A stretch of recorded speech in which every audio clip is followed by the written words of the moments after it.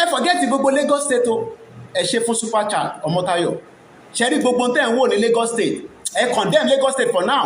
Ẹni ká sọ̀rọ̀ ni mo ní Ọ̀yọ́ is meant to be the food basket of Yoruba land. Ìyá ti jẹ́ ṣégè sí wa lára níbẹ̀. Mò ń bọ̀ ẹ jẹ́ kọ́kọ́ lọ kí àwọn ọba ta lọ kíjà rí náà. Káwọn ọba bá ní Kóìkì pẹ̀lú bá ṣe yí ẹ sí apọ́n ilé níbí yẹn ẹ wọ́n pọ́n mi lé. Àwọn ọba tó rí wa wọ́n pọ́n wa lé. Wọ́n mọ̀ pé òdodo ni Tólóyè ń jà fún nípa pé freedom ẹ̀. Ẹ ṣe fẹ́yìn tẹ́ fún wa ní gift ẹ̀yin gifters wa lórí TikTok. Ẹ wò mìíràn ni